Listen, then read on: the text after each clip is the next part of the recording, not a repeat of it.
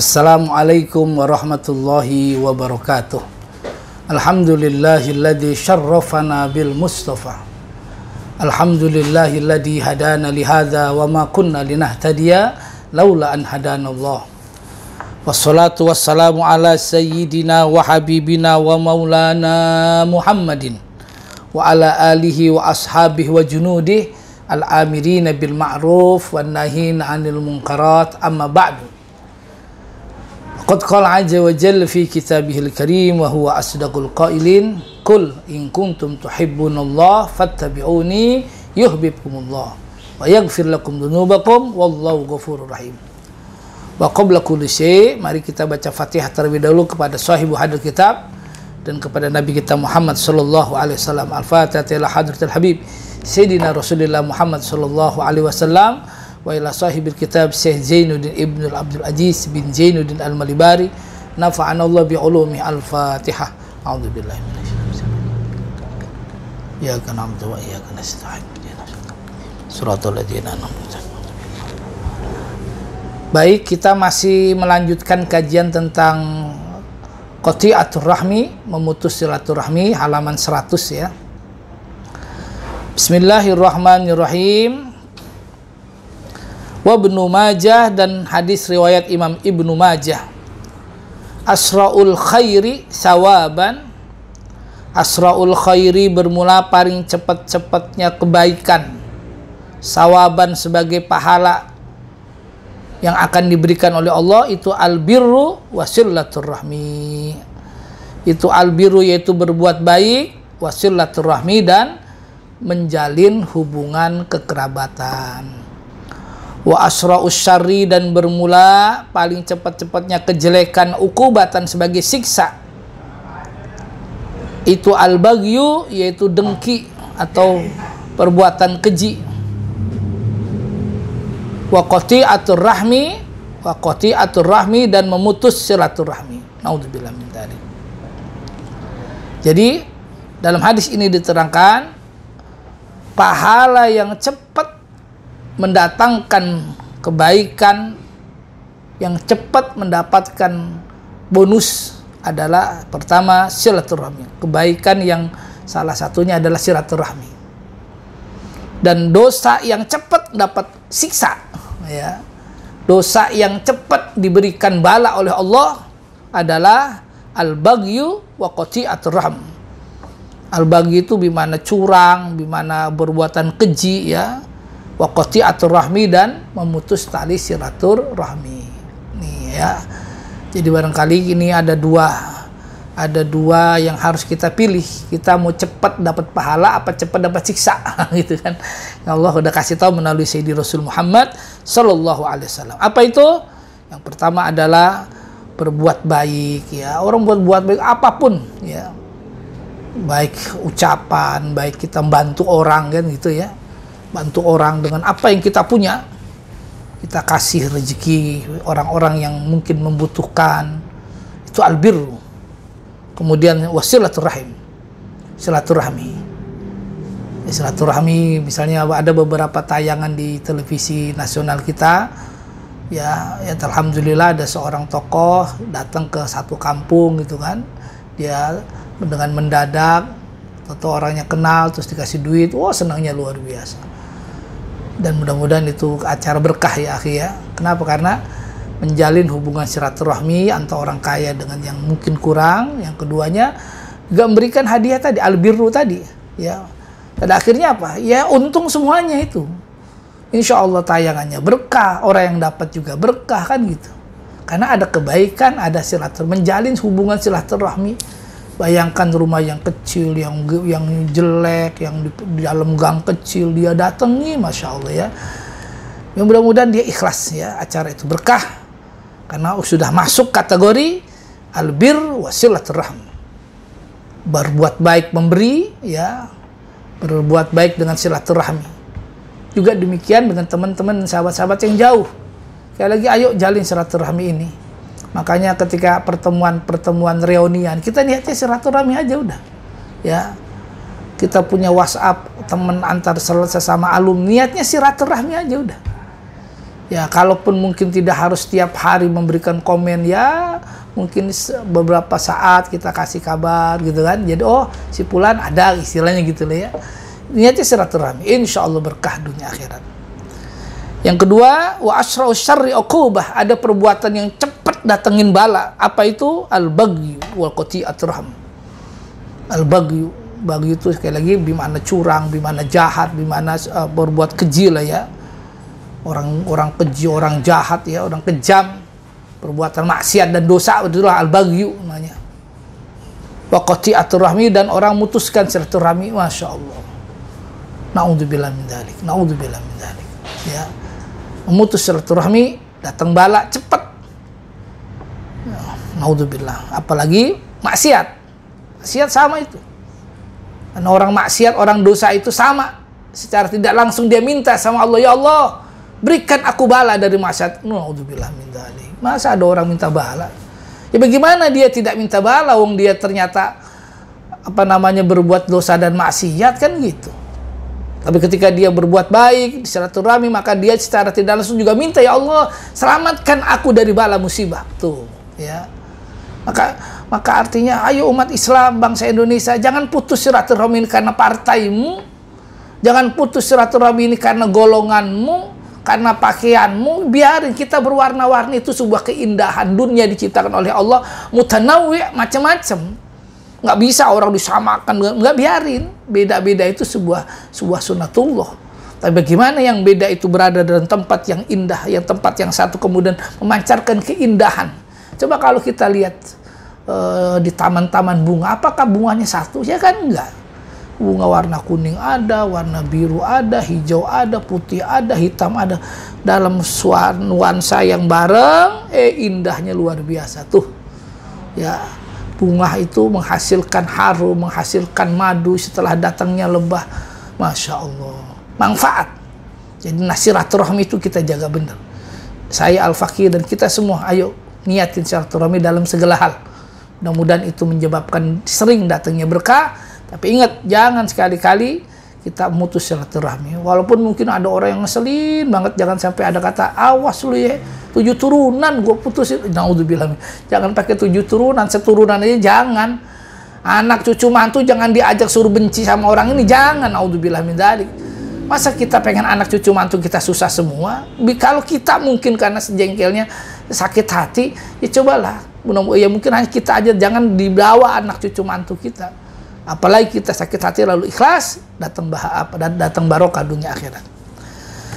Naam, kita lanjut. Wa Tabrani, dan hadis riwayat Imam Tabrani wa Ibnu Hibban, dari Ibnu Hibban. An Abi Darin, dari Abu Dar. Qala, bersabda berkata siapa Abu Dar, Ausani khalili Rasulullah sallallahu alaihi wasallam. Ausani, telah memberikan wasiat kepadaku, telah berpesan kepadaku siapa khalili, kekasihku Rasulullah, yaitu Nabi Muhammad sallallahu alaihi wasallam, bihisolin, dengan beberapa bagian, minal khairi, dari kebaikan. Wa ausani, dan memberikan wasiat kepadaku siapa Rasul, alla anduro, agar kau tidak melihat, ilaman huwa fauqi, ilaman kepada orang, huwa bermulaman itu, fauqi, di atasku. Wa an anduro, dan hendaklah melihat siapa aku, ilaman huwa, kepada dia, ilaman kepada orang, huwa bermulaman itu, duni, di bawahku. Wa ausani, dan berwasiat kepadaku siapa Rasul, bihubbil masakin, untuk mencintai orang-orang miskin. Bihubbil masakin, dan dengan untuk mencintai orang-orang miskin, waliduhu minhum, dan dekatlah dengan mereka. Walidunu minhum, dan dekatlah dengan mereka. Wa ausani, dan memberikan wasiat kepadaku al-asila rahmi, agar menyambung silaturahmi, agar menyambung siapa aku akan silaturahmi. Wa in adbarta, sekalipun dia berpaling. Wa in adbarat, sekalipun dia berpaling. Wa ausani, dan telah mewasiatkan kepadaku siapa Rasul, alla akhaf, agar tidak takut, fillahi, kepada Allah, atas dasar Allah, laumata laim, akan celaannya orang yang mencela. Wa ausani, dan telah mewasiatkan kepadaku akulah agar mengucapkan siapa aku al-haqqu akan kebenaran, walau ala nafsi, walaupun itu pada diriku, wa in kana murran, sekalipun itu pahit. Wa ausani, dan telah mewasiatkan kepadaku an aktsira, agar memperbanyak siapa aku min la haula wala quwata illa billah, dari kalimat la haula wala quwata illa billah. Fa innaha, karena sesungguhnya la haula wala quwata illa billah kanjun min kunuzil jannah, merupakan perbendaharaan dari perbendaharaan surga. Au kama qala Nabi sallallahu alaihi wasallam. Masya Allah. Ini Ibnu Majah wa Tabrani dalam hadis yang cukup panjang ini memberikan pelajaran buat kita bersama. Ketika beliau menghadap Nabi sallallahu alaihi wasallam, Nabi berpesan dengan beberapa hal kebaikan. Pertama, ausoni alla andura ila man huwa fauqi wa an andura ila man huwa duni. Nabi berpesan, sahabatku, dalam bermasyarakat ini hendaklah engkau jangan melihat orang yang lebih tinggi derajatnya dari kita, orang yang lebih kaya keuangannya dari kita, bahkan orang yang lebih pintar keuangannya dalam diri kita lebih dari kita. Jangan. Tapi lihatlah orang man huwa duni, orang yang di bawah kita. Kenapa? Agar tumbuh syukur kepada Allah. Masya Allah ya. Memang kalau orang ngelihat yang paling atas, yang atas, capek kita ya. Namanya coba aja kalau kita jalan ngedengak terus, jatuh kita. Ada batu kesandung, ada got bisa masuk kan gitu ya. Sehingga ada pernah di tayangan YouTube itu ada orang begitu asiknya main HP, nggak tahunya di depannya ada got, nyeblus ke blok. Ada kolam, nyeblus ke kolam. Artinya apa? Nggak peduli lingkungan, salah ya. Jangan lihat orang yang di atas kita, sungguh banyak yang di bawah kita. Kita lihat itu biar tambah syukur ya. Kalau kita udah punya mobil, alhamdulillah. Kita punya mobil, teman belum punya mobil, kan begitu ya. Teman nggak punya mobil, dia punya motor, alhamdulillah. Punya motor, teman belum punya motor, punya cuma sepeda doang. Yang punya sepeda, alhamdulillah. Saya punya sepeda, teman nggak punya sepeda. Jalan kemana-mana. Yang jalan, alhamdulillah, saya masih bisa jalan. Teman udah nggak bisa jalan, gitu kan. Masya Allah. Yang udah nggak bisa jalan, alhamdulillah nggak bisa jalan. Saya punya kursi roda, ada yang dorong. Yang lain udah nggak bisa jalan, nggak punya kursi roda, nggak ada yang dorong, ngesot kemana-mana. Allahu Akbar, Allahu Akbar, walillahil hamd. Jadi artinya jangan kau lihat yang paling tinggi, tapi lihatlah yang rendah dalam derajat, dalam kemasyarakatan, biar tambah syukur kepada Allah. Yang kedua, ausani bihubbil masakin. Rasul memesankan kepada saya, berwasiat, ayo yang sama orang miskin itu yang senang, demenin orang miskin. Kemudian walidunu minhum, yang lemah lembut, yang dekat ya. Sekarang Masya Allah ya, banyak orang-orang susah, kategori miskin, bahkan fakir ya akhi. Maka saatnya kita yang punya, beri. Ya beri itu tidak harus banyak ya akhi. Tidak harus yang mewah, enggak. Ya misal kita bersyukur kepada pemerintah kita, ya pemerintah DKI dan bahkan di semuanya ya. Pemerintah pusat pun demikian, dengan adanya pandemi mereka banyak memberi kepada masyarakat kita. Mudah-mudahan ini bermanfaat ya akhi. Ya, karena apa? Dengan pemberian yang sembako kah itu atau bahkan yang uang kah itu kan sedikit menjembatani. Nah, dalam kategori ini maka pemerintah masuk bihubbil masakin. Pemerintah senang dengan orang miskin, tapi tidak berarti biar miskin semuanya, jangan juga. Artinya orang miskin jangan ditinggalin ya. Kemudian disuruh kita untuk mendekati mereka, jangan ditinggal, karena banyak kadal fakru ayyakuna kufran, kama qala Ali radhiyallahu anhu. Kata Imam Ali, hampir saja orang kefakiran, orang miskin jadi kufur. Tuh ya, miskin, fakir karena susah, mikir begitu susah, akhirnya apa? Udahlah gua kafir aja, naudzubillah min dzalik. Jadi kalau ada orang punya ilmu, punya harta, punya jabatan, itu jangan tenang-tenang dia ya akhi. Maka ketika dia punya ilmu, ada orang yang nggak punya ilmu, maka orang nggak punya ilmu itu sesungguhnya fakir dia. Ada orang punya harta, ada orang yang nggak punya harta, maka yang nggak punya harta jelas fakir, miskin. Ada orang punya jabatan, maka ketika ada orang tidak punya jabatan, artinya orang yang tidak punya jabatan, orang di bawah kita yang perlu kita juga perhatikan. Supaya apa? Supaya semuanya tentram. Adanya kemanfaatan. Kita punya uang, kita punya ilmu, kita punya jabatan. Maka kategori teman-teman yang masakin ini insya Allah diselamatkan. Maka kalau kita lihat jargonnya ya, semboyannya Syekh Syarif Hidayatullah itu kan tertulis kalau kita ziarah ke sana. Ingsun titip tajuk lan pakir miskin tuh. Pesannya gitu ya. Saya titip tajuk itu ya musola, masjid, lan parkir miskin dan orang miskin. Artinya apa?